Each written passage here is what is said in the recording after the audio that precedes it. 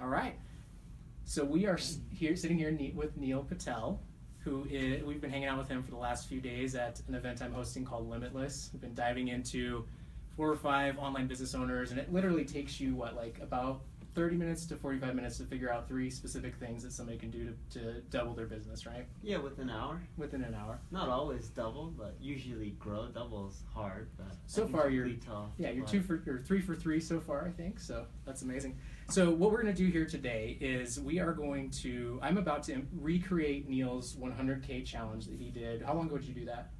I did it in 2016, sometime it ended in there. Yeah. So 2015 to 16, somewhere in that range. 2016. So it's been, you actually hit it in April or something of 2016, right? Yeah, so what the 100K challenge is I created a blog post saying, hey, it's not hard to create a business that generates $100,000 a month in revenue, not profit, revenue to clarify. And I said, blog readers, everyone who has followed me, what do you want me to create a business on? Do you want me to create a software company? Do you want me to create a service company, a blog? And there's many different options, and then they chose a blog on nutrition. I don't know anything about nutrition, which was a bit challenging. And then it went from there to create a blog about nutrition and don't use your name and don't leverage your contacts to get to the revenue mark of $100,000 a month. We ended up hitting the numbers. There was a lot of things that I learned throughout the challenge, like on why I would never do it again, due to the fact that I wasn't passionate about nutrition. And right. I really did hate it, but we did hit it nonetheless, and I learned a lot of things from the challenge itself. Yeah. So if somebody's sitting in my shoes, Chris Yates, sitting here today, I have some experience with online business. I've been doing it for the last 15 so years, but I have not started anything from scratch. I've just been buying lately. Yeah. So if I were to start from scratch today, and even if those listening were interested in that, so the first obstacle that I have as I started thinking about this, okay, I want to recreate this, is how do I pick the market? The nice thing for you is you let your audience pick your market. But how do I pick a market so that I'm not going to be in 6 months to a year at a point where I went into the wrong market and I just wasted that time? Sure, so there's a few things that I learned. Number 1, pick a big enough market. I have an SEO blog, neilpatel.com. Right now, this is January 2017. I'm on track for getting roughly 350 to 400,000 visitors from Google search, right? SEO traffic. The nutrition blog, and I built so many links, right? Over the time, writing amazing content, people naturally linking to me. Did you do anything to help build those links aside from just the content? Content, social promotion, doing manual outreach, etc., right? A lot of grunt work. Sucked, but it works. Now, with the nutrition blog, it was easier to generate links because it's more mainstream. Right. It's hard to convince other marketers to link to you. We barely built any links, maybe a few hundred solid links. And the few hundred solid links during our peak, the site ended up flipping. Legion Athletics ended up buying it after because I just hated nutrition. Okay. And I knew them, so I was like, hey, I'll give it to you, whatever the fair deal was. I didn't even make a profit on it. I just didn't care. They were buddies. I'm like, here you go. Just take this off my hands. Right. And with a few hundred solid links, the site was generating during its peak 200,000 unique visitors a month just from Google. From a few hundred solid links, how many pages of content? During our peak, I think we hit close to 200 and something. Okay. And when you hit the peak, how long did it take from the moment you registered the domain and got a site up to the peak? 8-9 months. 8-9 months, wow. From a couple hundred links. Yeah, actually, no, it could have been 200 and something. It was 100 and something blog posts. Eventually, over time, it got into 200, up to 300, because then the site continued after the challenge was over. Right. But we hit 100,000 or 200,000 unique visitors with less than 200 blog posts. And it was just easy, right? I was looking at QuickSprout, which was one of my first blogs, and another site called Wellness Mama. Wellness Mama it was something ridiculous, 3-4 times less links than QuickSprout. Yet it gets so when you say when you were looking at them, these were competitors. Wellness Mama is a Nutrition Secrets competitor. Got it. Okay. So to give you how easy it is, if you go into a space that's really big and you're not competing with marketers, Wellness Mama had roughly 4 or 5 or 4 times less backlinks. My numbers could be off, but it was a drastic number, right? And they were getting 10 times the amount of traffic. So 10 million versus 1 million. Right. Yet I had way more times the amount of links. What that taught me was when you go after a space that's large, there's a lot more search traffic. And when you go after a space that you're not competing with marketers, Wellness Mama is a lady who works from home and writes blog posts on why you should wear sunglasses when you go to sleep. Like stuff like that. And when you do that, as somebody evaluating whether or not they're going to go into a particular market, what are the telltale signs of like, okay, these guys are not marketers? Obviously, it's probably like second nature to you, but so somebody you go new. to Ahrefs, Ahrefs, or Open Site Explorer, type in their URLs, check out how many backlinks they have. Okay. Then go to a popular marketing blog. You can go to mine, you can go to like Moz, you can go to HubSpot, type in to see how many backlinks they get. Ahrefs will show you how many Google visitors that site is roughly getting. And that number isn't 100% accurate, but that's okay. It gives you a general comparison of the landscape. So you have to compare the Ahrefs search number to a marketing blog search number on Ahrefs. So if Ahrefs says Wellness Mama gets, hypothetically, 2 million visits from Google, and you can see that Moz gets 400,000 visits a month from Google, yet Moz has 20 times the amount of backlinks, that shows you that, hey, it's a lot easier to rank and get traffic in this vertical. Got it. The other thing you want to do is you go to google.com/trends, type in the major industry name, like nutrition, fitness, health, medicine, I don't know, it could be anything, apparel, shoes, you pick it. Google Trends will map out how popular it is. Then type in digital marketing, because that's one of the most popular ones in the marketing space. And it'll show you how much more popular it is than digital marketing. If something's not at least 10 times more popular than digital marketing, don't touch it. In terms of search traffic volume.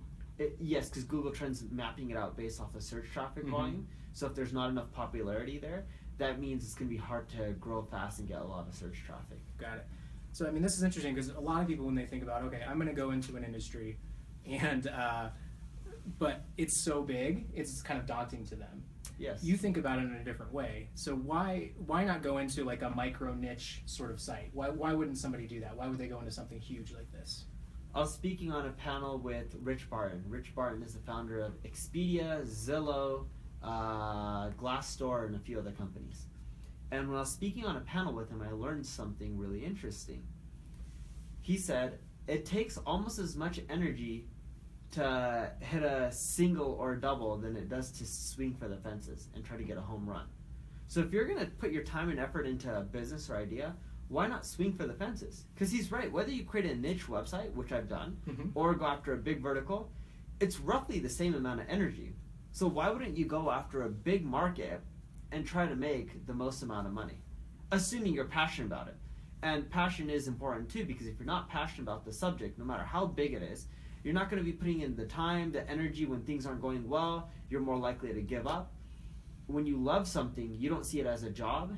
You keep pushing forward and you don't care like, oh, I spent 8 hours today. You don't look at it that way. You're like, this is fun. Let me keep pushing forward. It's a challenge. Why? You love the space. Yeah. So could somebody fall in love with online marketing and bring in somebody else who loves the space and sort of combine those two efforts? Of course, yes. Is that kind of what you did with nutrition? Was it Nutrition Secrets? Yeah, so I brought in Mike, who knew nutrition because I didn't know anything about nutrition. Right. But he wasn't as passionate about nutrition as some of the other spaces. He loves nutrition from the standpoint that he likes being healthy, he's certified, he wants to eat right, he goes to the gym a lot, he likes helping other people with nutrition, but it's not something that he wants to do as a career. So when you partner with someone, not only do you have to love it for their own lives, right, whatever that subject matter may be, but they also have to love it so much that's all they want to do for the rest of their life. Very cool. So I have a couple other people here in the room with us. Do any of you guys have any questions for Neil on this topic? And I'll give you a minute.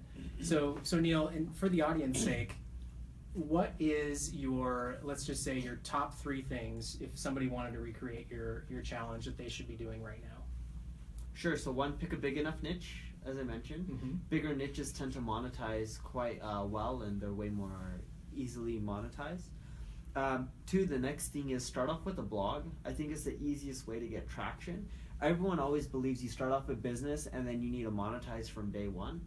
I believe the audience is the most valuable part, because once you get the audience, you can continue to monetize in many different ways. The hardest part is literally building up the audience. Mm-hmm. Think of a media company. Once you have the eyeballs, you can continually go and offer them different things and make money in different ways.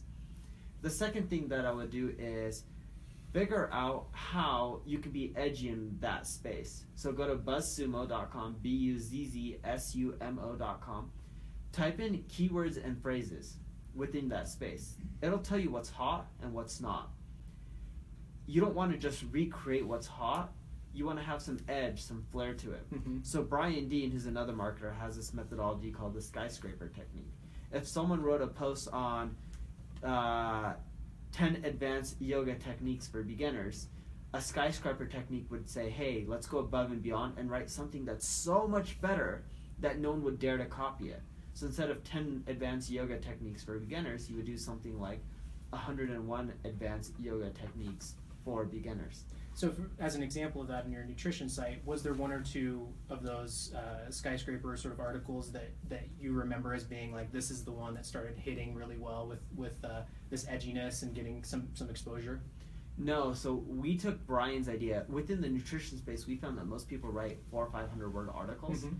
So we decided, instead of going to 101 ways and do like a 5,000 word article, we had some ebooks that we tested out that were like 5,000 words, but anything in the content space is going to be a hit or a miss. Just because you write something that's 10 times more detailed, it doesn't mean it's going to hit. So we had the methodology of, hey, there's 500 word posts that aren't depth. Why not write in-depth posts that are 2,000 plus words, Mm-hmm. and take it from there? And what we would do is saying, hey, let's just do a spray approach. So you take all the ones that are popular, let's say on BuzzSumo, you then go write way more detailed articles, and then you have some edginess to it. So like we had articles on like how vegans are lying, why like the paleo diet is better, something like that, right? My topic may not be 100% accurate on what we wrote, but that's something that's edgy. Mm-hmm. So doing articles like that and being more in-depth, and then we spent more time and energy on really amazing photos, because we found out all the nutrition sites had terrible photos. So you just got to be better than everybody else in the space. That's correct. So the skyscraper technique isn't necessarily being more detailed in the content, it's writing better information, Mm-hmm. or having a better post overall. It could be through images, it could be through text and thoroughness, it could be more edginess, whatever it may be. So instead of saying, hey, we just want to focus on content length, we combined a few things because we realized, cost and time-wise, it would be cheaper to do better quality images, only 2,000 word posts versus 5 or 10,000 word posts, and then adding in some edginess and flair. And the reason we came behind this topic, this concept, was two things. One, I've been blogging for probably over 10 years at this point, and I've learned that just because you think something's amazing, or just because something's done really well on BuzzSumo, Mm-hmm. which shows you what's done well in your space, it doesn't mean that if you create it, recreate it, it's going to do well again. Right. Or if you do something that's better, it's going to do well again. The reason being is time is a huge factor. Someone may have written that post 5 years ago or a year ago when it was really hot, and now it's not hot 3 months later or a year later. The other thing that we ended up learning was there's external factors that you can't control. Maybe they had a buddy that had a really popular Facebook page, and they asked their buddy to promote it. And even if you do manual outreach, and you email everyone that you link out to in your blog post saying, hey Chris, I have to say I'm a huge fan of yours. So much so that I even linked out to you in my latest blog post. Feel free to check it out. And then you link to it. Mm-hmm. Cheers, Neil. P.S. If you shared it, it wouldn't just make my year, it would make my decade, right? So that's the script you send when you're doing these outreaches. Yes, to try to get people to share. But even when you do that, it doesn't necessarily guarantee your success. Right. And another thing that I learned from Seth Godin, he ended up stating that, because Seth Godin produces a lot of thin books. Mm-hmm. They're not really thick anymore. So Seth ended up learning something in which, and this is very similar to content marketing, you can't necessarily predict if a book is going to be a big hit. Right. So why not create more books, right? Make them thinner and have more times at bat. So the concept is same with content marketing. Create content that's better than everyone else's. You can go above and beyond. You don't want to go above and beyond from a financial standpoint where you go 50x. Right. because there's no way that it's going to be a guarantee that it's going to be a hit. If you do, but if you know for a fact that it's going to be a hit, by all means, go 50x more. But on my end, because I have no guaranteed way, and I've been blogging so much, I've had a lot of misses when I thought they would be hits. Mm-hmm. I go for make it better than everyone else, substantially, maybe 1 to 2x better than everyone else, and then go for quantity. Yeah. So, and what do you do when you find that one's starting to become a hit? Do you go back to it in any way? When one becomes a hit, what I do is I go back, make it even better, so then I'll put double or triple the energy and make it even 4 or 5 times, whatever you want, better. And then what I'll do is I'll re-email everyone out saying I have an updated version, please share. And then I share it again on all my social profiles, and then I found that it gives it another lift. Usually not the same amount of lift as the first time that you release it, but you typically can get another 70 to 80% lift. Nice. Got it. So number 1 was, of the 3, number 1 was? Pick a big enough niche. Number 2 was? Passionate. Create something that's, so when you're starting with blogging, create better content than everyone else and build the audience. Right on. Any questions from folks in the room? Any Neil, questions on, oh, go ahead. Neil, I love the example of the Nutrition Secrets blog because you didn't, you didn't have... Can you introduce yourself real quick? Say your name and your company. Dave Parkinson with Aduco Media. I'm excited to be here with Chris Yates and Neil Patel. My question for Neil is, I love the example of the blog, the challenge. You didn't have a passion or knowledge per se in the nutrition industry, and you decided to go after that. And I love that you pointed out that, hey, you focus on audience first, right? If you can build the audience, that's what's important to you. So how do you go about offer selection and monetization strategies, knowing that you're going to invest in building this audience? There's a lot of ways to monetize and select offers, and it wasn't necessarily a blog that you wanted to hang on to either. So you knew that, hey, maybe there was, members of your warm network or someone that you were going to sell this blog to or partner with this blog. As you're building that audience and you're just focused on some of that edgy content to build the audience, when does it start to transition to, I need to think about monetization strategy, I need to think about offer selection? Sure. So one, before I answer that, a few things. One, if you guys don't know him, he has an amazing legal network, which is really popular. And 2, he has another company called, is it still called Spread Effect? Spread Effect. Yeah, he has another amazing company called Spread Effect where they do manual outreach to a lot of bloggers and they get links without paying for it, which is really cool. Thanks. And I've used them many times for it in the past. Like, done amazing work for me. So when it comes to monetization, what I've ended up learning was if you monetize too early, it slows down your growth rate. And if you monetize too late, you're just bleeding money and time. Sure. Depending on the industry, if it's something big like nutrition, I usually like waiting till it hits around 50,000 visitors, or you have an email list that's growing by at least 1,000 new people per month, doing like content upgrades, exit pop-ups for desktop, right? Mobile exit pop-ups are frowned upon by Google now, it can hurt your rankings. So doing things like that can help you get at least 1,000 new emails a month. If you're getting 1,000 new emails and at least 50,000 monthly visitors for a big niche, I say, hey, go and start monetizing. If your vertical is a lot smaller, but each lead and each customer is worth more, like legal, medical, like plastic surgery, etc., like stuff like that, or B2B services, I say you should start monetizing once you hit 5,000 or 10,000 monthly visitors. The reason being is one customer could be worth $100,000, or one lead could be worth X $1,000, right? For example, you guys are in the legal vertical. When you guys are helping these big law firms with some of their leads, some of these cases must go into the hundreds of thousands of dollars, correct? Absolutely. Exactly. And even when you have 4,000 or 5,000 visitors, you can get some of these big cases. So why not monetize early when each customer is high ticket value? Excellent. Thank you. Right on. Well, that concludes it. Do you see any questions coming up on the I don't think the questions will come up on Okay, they probably won't come on that screen. Yeah. Yeah, we got one more, so introduce yourself. Sure, my name's Matt. My company is Wedding Favors Unlimited and all about gifts and baskets. And the question I think that a lot of people have is time and effort, right? So a lot of people, and I'm sure you hear this time and time again, a lot of people say, Neil, but you have a big team. Yes. You can, the amount of man hours you can put against something to get it to 100K a month, I just personally can't do because I have a job. What could people expect and what could Chris expect from a time and effort that's realistic in order to meet their goals? Sure, it actually doesn't take too much time to create a popular blog. it does take at least 3 hours a day. If you Okay. can't set aside 3 hours a day, you're shit out of luck. But think of it this way: everyone has 3 hours a day that they're spending watching TV, doing useless crap, Yeah. bullshitting around with friends. Like, if you're really passionate about something, put in the time and energy. If you're not, so be it. You're not going to be successful. And here's the other thing: if you don't have enough time to even put, or if you have enough time to put 3 hours and you really want to succeed, figure out a way to put in 8 hours. You can't put in 8 hours yourself? That's okay. You have a full-time job, you still have to pay the bills. You can partner up with someone else, give them 5, 10, 20% equity, and have them put in the other 4 or 5 hours a day. And think of it this way: sure, you may not own 100% of your business, but if you own 80% and you're putting in 3 hours and someone else is putting in 5 hours a day and they own 20%, you're going to own 80% of a much bigger pie. That's way better than owning 100% of something that's half the size. Would you recommend people outsource content? So you can buy the posts, right? Yeah, you can buy the posts. So is that The a way that best- people accelerate, or would you say, look, I get you want to accelerate. However, it's better to write it initially so you understand what you're doing. Yeah, so there's a few things that I look at with content. When you outsource the writing, typically those people aren't as passionate, so the quality of the content doesn't come off the same.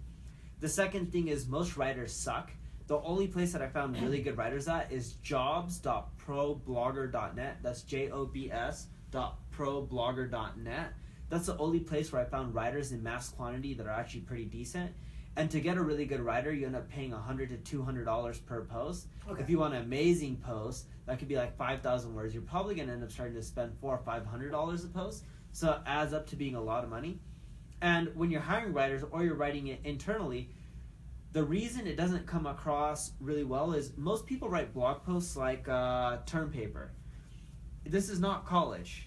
You're not writing an essay. It's about a conversation. Blogging is social, right? It's a social platform where people can leave comments. Someone leaves a comment, you better respond. It's like someone asking you a question and then you ignoring them. So when you're writing content or you're paying someone to write content, it has to be conversational. The way you make it conversational is use the words you and I within the blog post. The next thing that you need to do is break them down into small paragraphs. So your blog post shouldn't have more than 4, 5, or 6 lines max. If they have more than that, you're going on and on, and it makes it harder to read. Then you need to use subheadings. By using subheadings, it makes it actionable and easy for people to skim and figure out where they want to read.